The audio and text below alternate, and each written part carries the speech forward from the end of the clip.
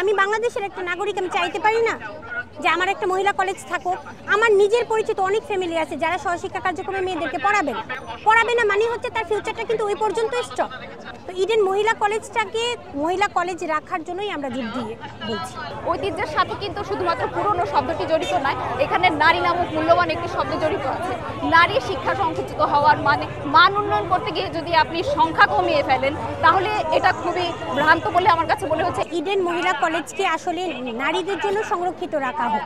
আমি পড়াশোনা করেছি ইডেন মহিলা কলেজে, এখানে সহশিক্ষা কার্যক্রম হওয়ার মানে তো আর মহিলা কলেজ থাকছে না, এটা খুব স্বাভাবিক। আমি বাংলাদেশের একটা নাগরিক, আমি চাইতে পারি না যে আমার একটা মহিলা কলেজ থাকুক। আমার নিজের পরিচিত অনেক ফ্যামিলি আছে যারা সহশিক্ষা কার্যক্রমে মেয়েদেরকে পড়াবে না মানে হচ্ছে তার ফিউচারটা কিন্তু ওই পর্যন্ত স্টপ। এখন মানুষের তো মানে পড়াশোনা করতে না পারলে তার ভবিষ্যতে সে কী করতে পারবে, কিছু তো করার থাকে না। এখন মানুষকে পড়তে হলে তো কিছু জিনিস মানে পরিবারকে মেনটেন করেই পড়তে হয়। তো ইডেন মহিলা কলেজটাকে মহিলা কলেজ রাখার জন্যই আমরা জোর দিয়ে বলছি। আমি সরাসরি কর্তৃপক্ষের আশ্বাস সরাসরি মানে ইডেন মহিলা কলেজ খসড়াতে যা লেখা আছে সেই প্রেক্ষাপটে নতুন কোনো খসড়া তো পাইনি, তাহলে আশ্বাসটা আমি কোথায় পাইলাম? সেন্ট্রাল ইউনিভার্সিটি চাচ্ছে যতটা সম্ভব একদম নতুন ছাত্ররা, নতুন একদম ব্যাচ যেটা সেটা চাচ্ছে।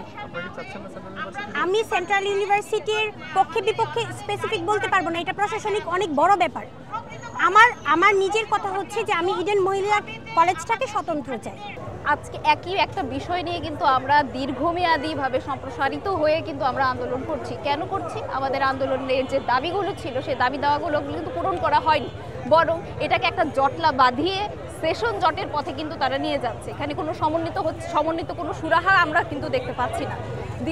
দ্বিতীয়ত আমরা যে 5 দফা দাবি আমাদের ছিল ইডেন কলেজ থেকে দেওয়া হয়েছে, বা আমরা সহশিক্ষা চাচ্ছি না, সহশিক্ষা পাশাপাশি স্কুলিং পদ্ধতির মাধ্যমে যেই শিক্ষা ব্যবস্থাটির কথা বলা হচ্ছে সেই বিষয়টির সাথে আমরা এক অংশ এর মতামতের বিরোধী। এখন আমার কথা হচ্ছে আপনি এক অংশ মতামত মানবেন, আরেক অংশ মতামত মানবেন না, সেইটি কিন্তু আমাদের দাবিকে সুষ্ঠুভাবে সমাধান করতে পারে না।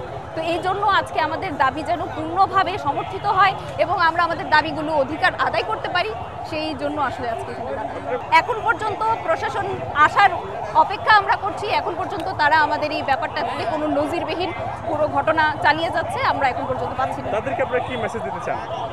আমরা প্রথমত যে মেসেজটি দিতে চাই সেটি স্কুলিং পদ্ধতি না করে আমাদের যে কলেজিয়েট পদ্ধতি আছে সেই পদ্ধতিতে আমাদের শিক্ষা কার্যক্রম চলবে, এবং যেই ঐতিহ্যগুলো রক্ষা করে আমরা আমাদের শিক্ষা কার্যক্রম 153 থেকে 200 বছরের ইতিহাস ঘেটে আমরা চালিয়ে যাচ্ছি সেটি কিন্তু আমাদের প্রতিষ্ঠিত করতে হবে। এখন আরেকটি বিষয় আমি আপনাদের ক্লিয়ার করতে চাই, সেটি হচ্ছে ঐতিহ্যের সাথে কিন্তু শুধুমাত্র পুরনো শব্দটি জড়িত নয়, এখানে নারী নামক মূল্যবান একটি শব্দ জড়িত আছে। নারী শিক্ষা সংকুচিত হওয়ার মানে মান উন্নয়ন করতে গিয়ে যদি আপনি সংখ্যা কমিয়ে ফেলেন তাহলে এটা খুবই ভ্রান্ত বলে আমার কাছে মনে হচ্ছে। এখানে আরও বরাদ্দ করে অর্থ আরও বরাদ্দ করে সেই সংস্কারগুলো করে আপনারা আরও মান উন্নয়ন করতে পারেন, সেক্ষেত্রে নারীকে শিক্ষার সংকুচিত করা প্রয়োজন বলে মনে করছি।